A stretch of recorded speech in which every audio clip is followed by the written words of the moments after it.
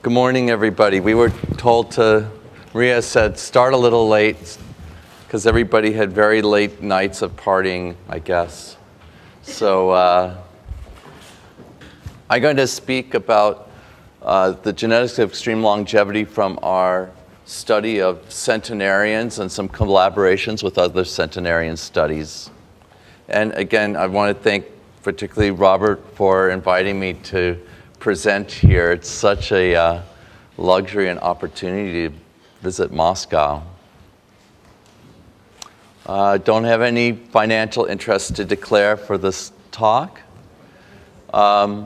So we've enrolled since 1995, 2,500 centenarians and their children with the goal of discovering genetic and non-genetic determinants of exceptional longevity. Actually, in 1995, really had no clue that we would be interested in genetic determinants, only that this runs strongly in families.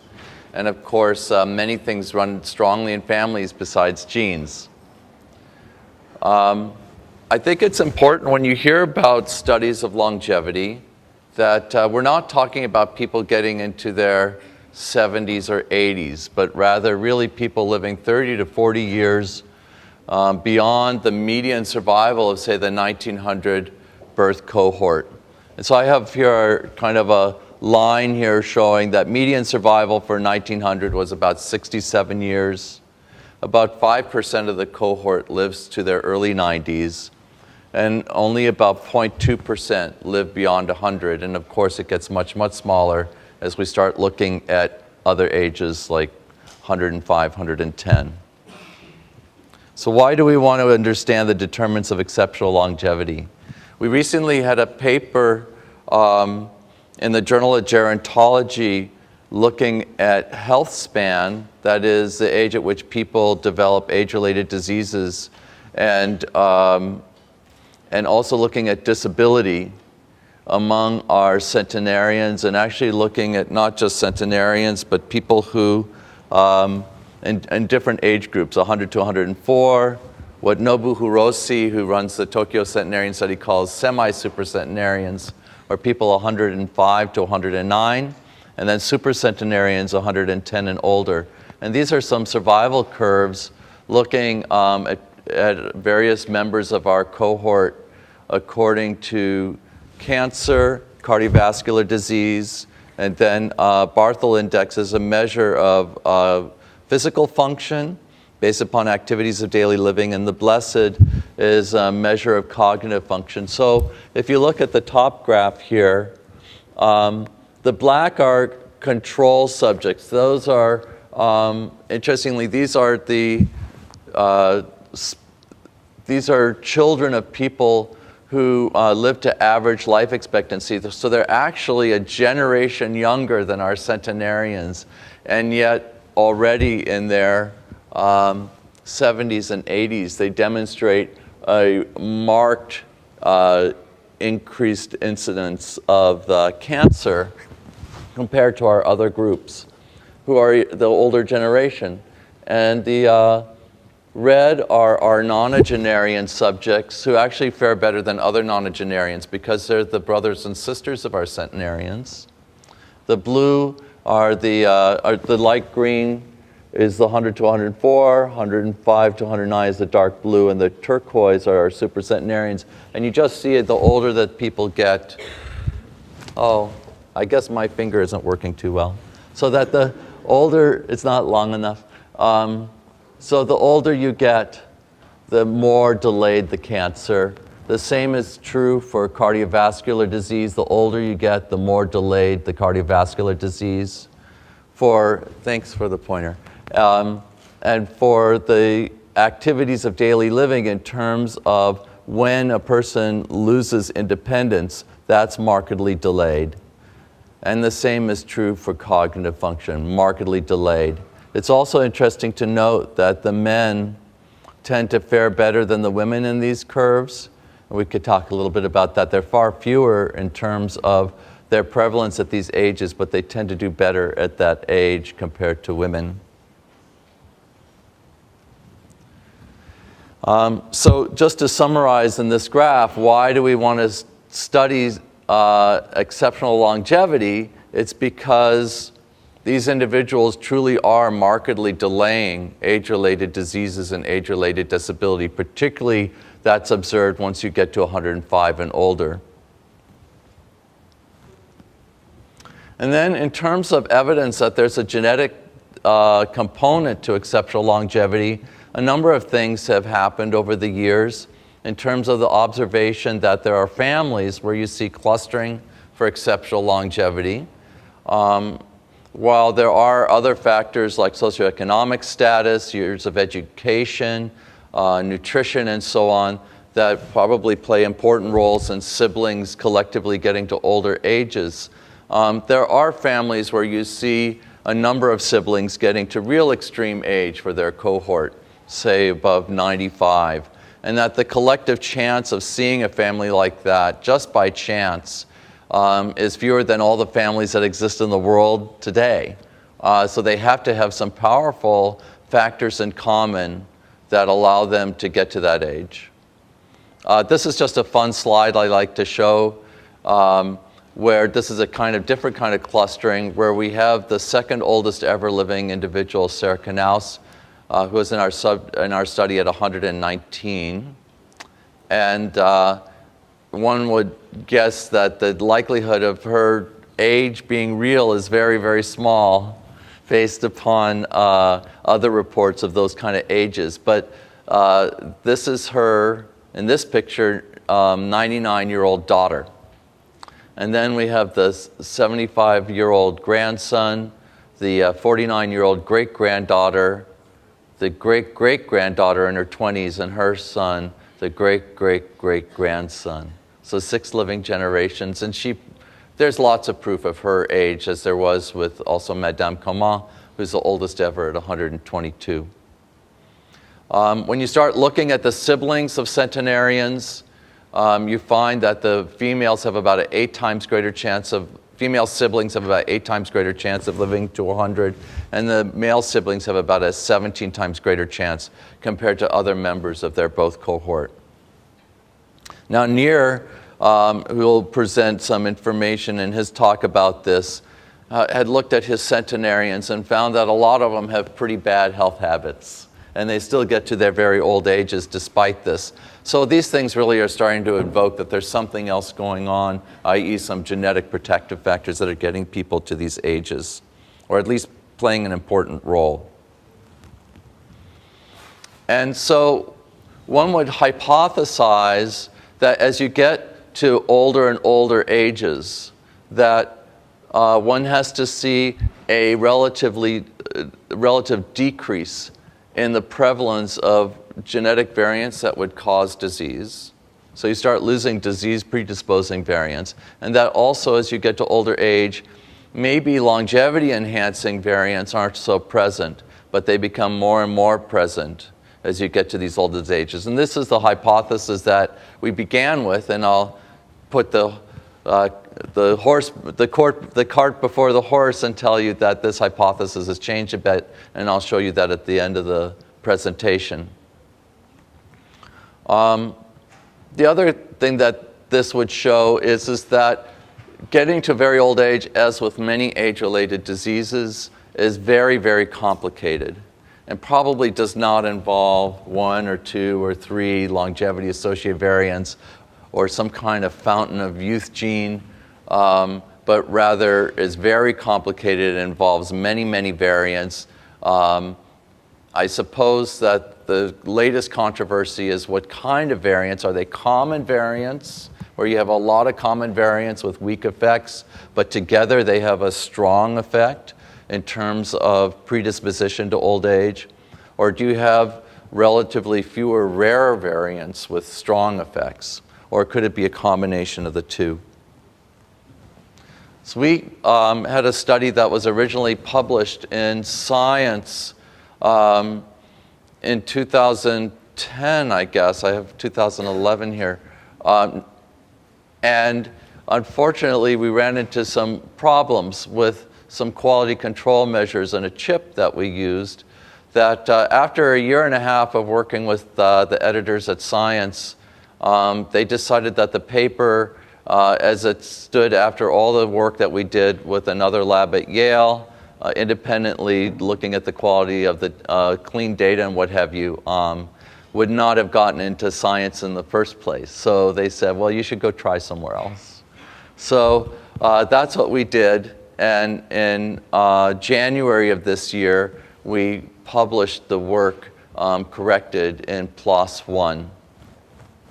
And what we did in this study is that we began with 801 centenarians from our sample. And then we had a sample set from this Elixir Pharmaceuticals company that had done their own independent collection of centenarians as a replication set. And then we also, in addition to what was published in Science, had recruited another sample set of extremely old individuals with an average age of 107 as a second replication set. And then we had access to this Illumina data set of 4,000 controls. And using these controls, we did a genetic matching to match the 801 centenarians to 914 population controls. And then we used different controls from this set to then match population controls, genetically matched population controls against the two replication sets. And if you just do your average day GWAS, a genome-wide association study, looking for significant SNPs that are associated with exceptional longevity across the entire genome, just one pops up. And that's this tried and true ApoE, where it isn't a longevity variant that's associated with being a centenarian. It's the lack of a disease variant, ApoE4, that is an association. And then what we did is we did the replication with the GWAS, and again, just ApoE shows up. But again, there's this hypothesis that potentially getting to very old age is a result of a combination of a lot of genetic variants. You see in these GWASs, you're looking at common genetic variants, that is, variants that occur at a frequency of more than 1% in the population. And the possibility is that to get to these very old ages is a little bit like winning the lottery. That it's rare because you have to have a bunch of variants that in a rare combination get you to become a centenarian. So you could have a bunch of variants with relatively weak effects that would not show up statistically in a GWAS. And you have to somehow capture that. On the other hand, there could be rare variants, and you're not going to catch those with a regular chip. And then you would have to do some kind of sequencing to find those rare variants, and I can talk about that in a little bit.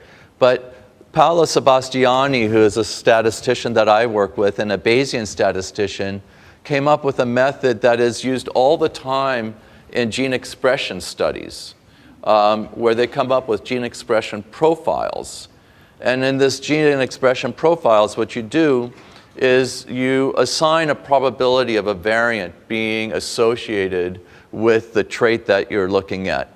And so we started off with 250,000 variants, and she assigned a probability of each of those variants being associated with exceptional longevity, and then brought it down to the top 2,000 variants, and then ranked those and built a model, which I will show much more clearly in a subsequent slide.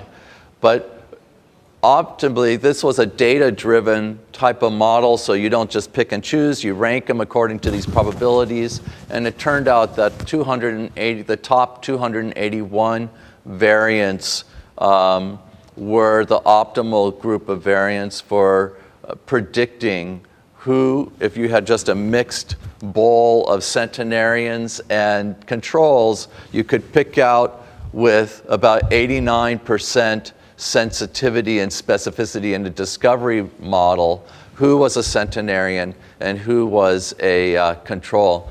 But you always see very high sensitivities and specificities in discovery sets. What's necessary is to then see what it is in your replication sets. And in this elixir set, which was relatively young, mostly people in their late 90s, the specificity and sensitivity were understandably small if you believe that the genetic effect gets stronger and stronger with older and older age.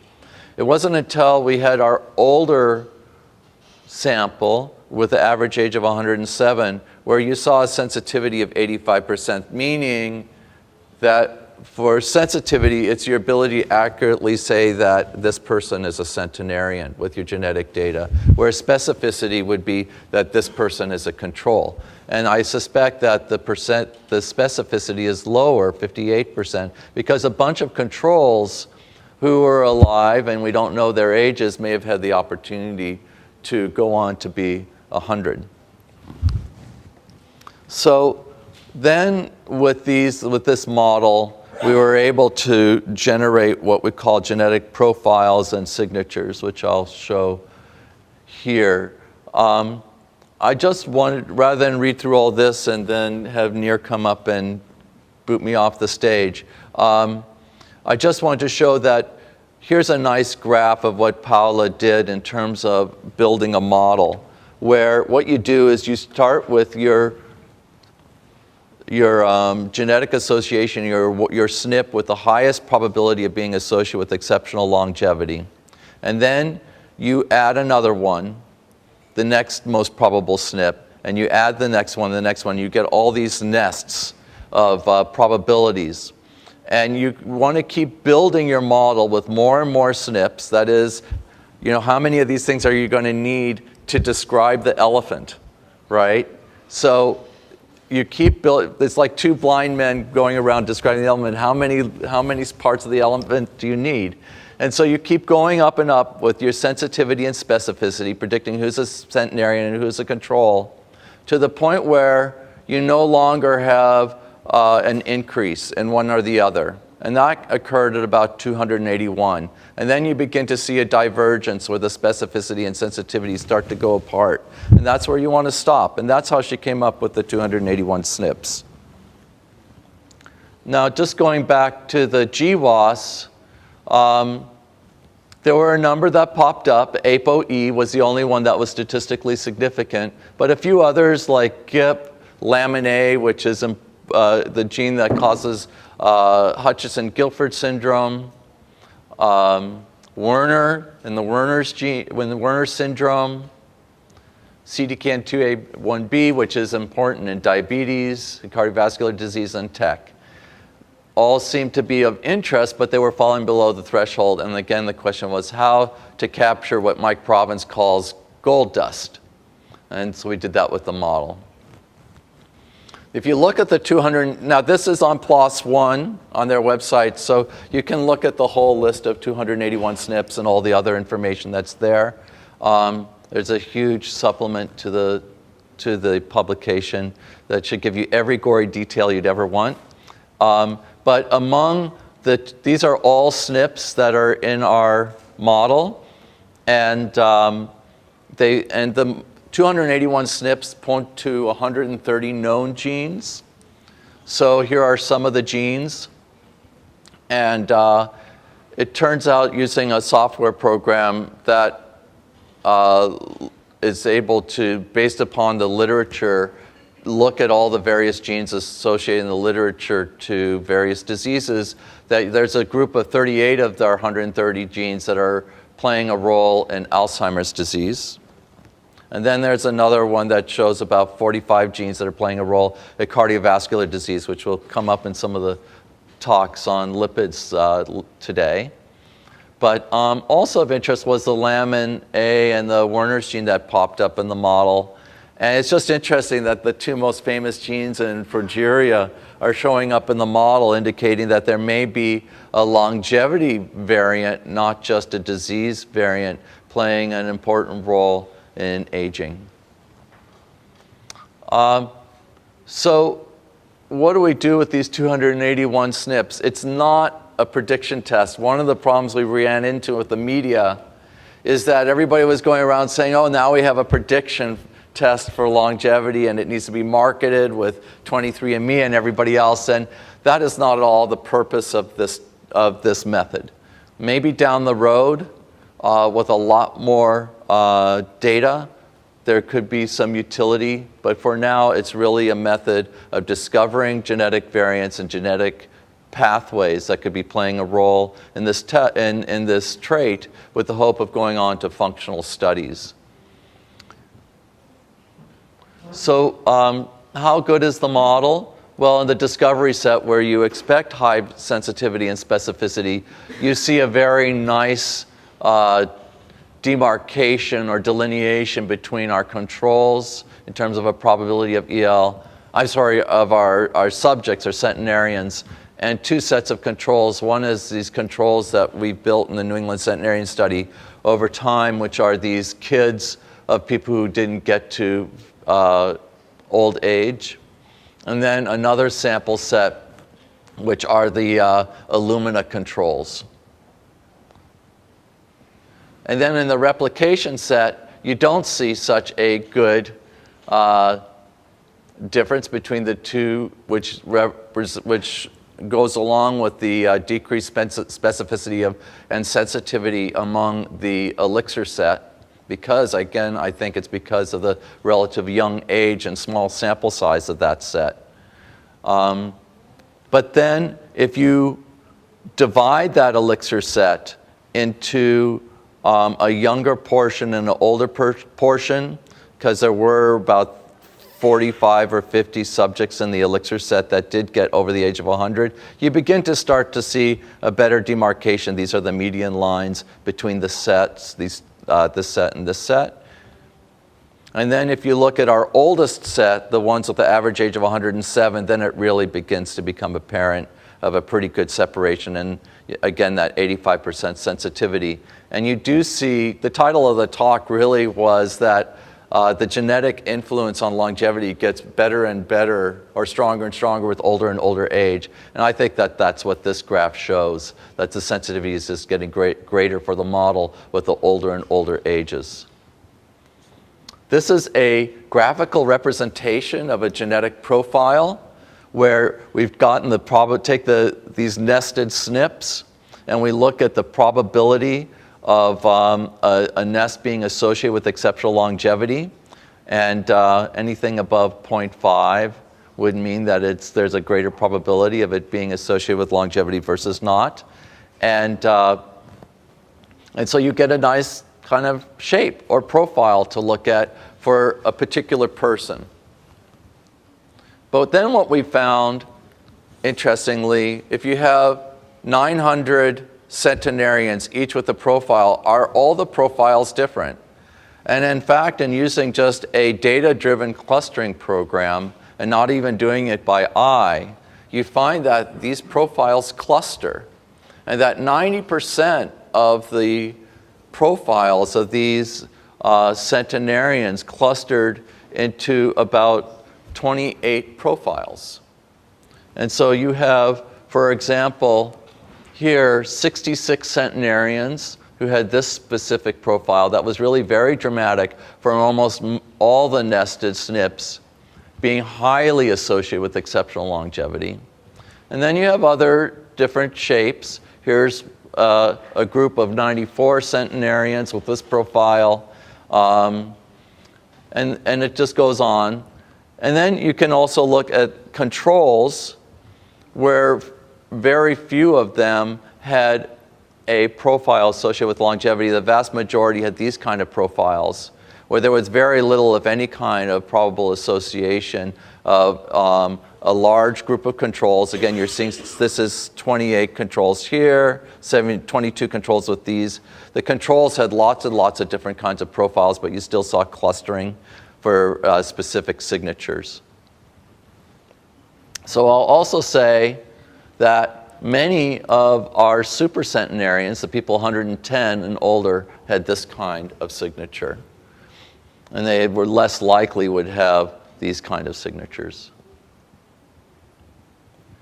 So you can look at people with a particular signature and then see what phenotypic characteristics they have in common.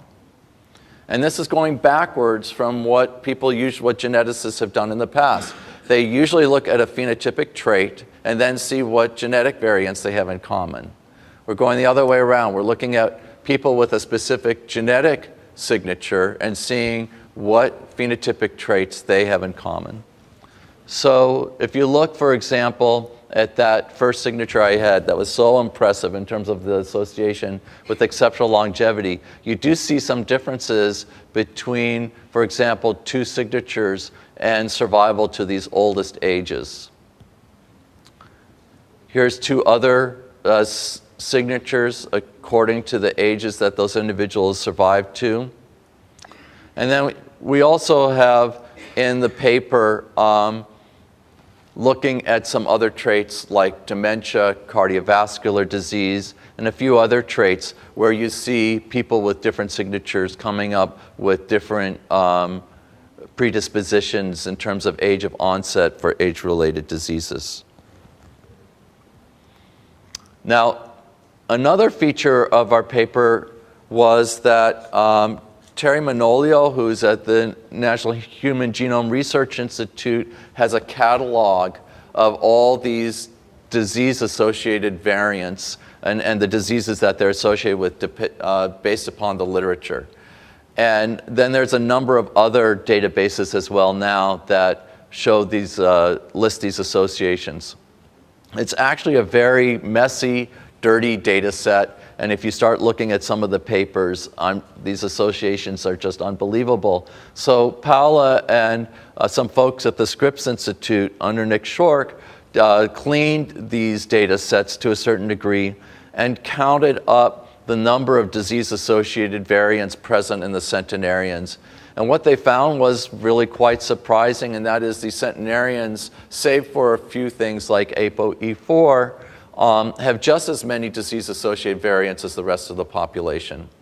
And this was, again, these findings were also shown in the latent longevity study in a paper that they published in PNAS, also showing that these are just as prevalent in very old age, which leaves you to believe that if they have just as many disease-associated variants as everybody else, then what's making up the difference may be longevity-associated variants that are countering the effect of disease-associated variants and countering the effect of bad behaviors, bad health-related behaviors, as were shown in Neer's paper.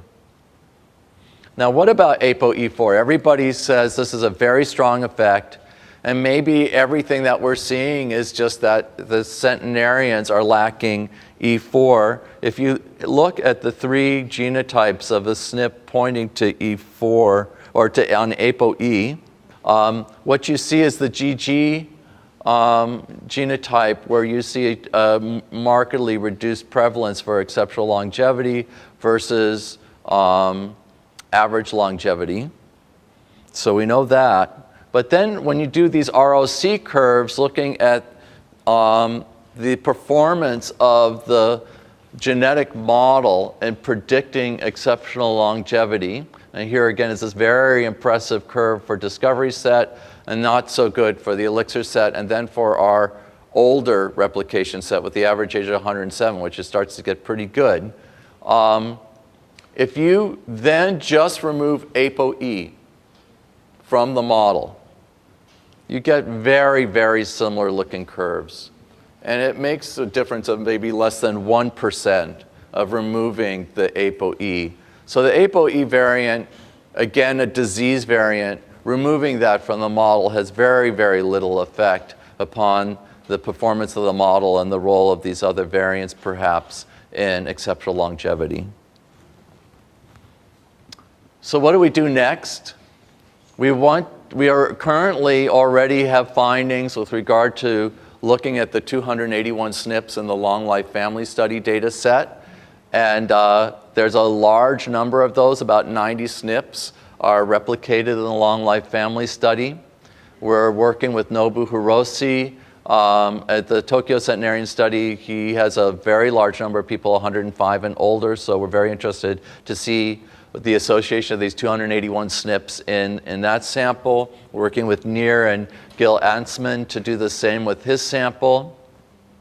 And that really is what we need to do, is see what's going on with these and other sample sets, go on to then do targeted sequencing, particularly for the SNPs that we don't know much about, and find functional variants, and then hopefully go on and do some functional studies.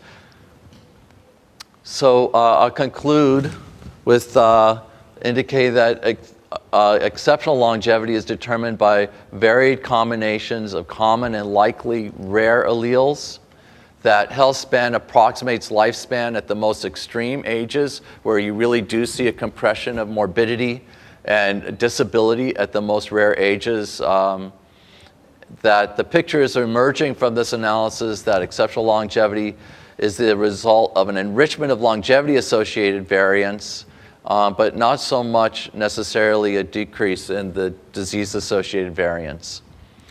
And I'll end with that. Thank you very much.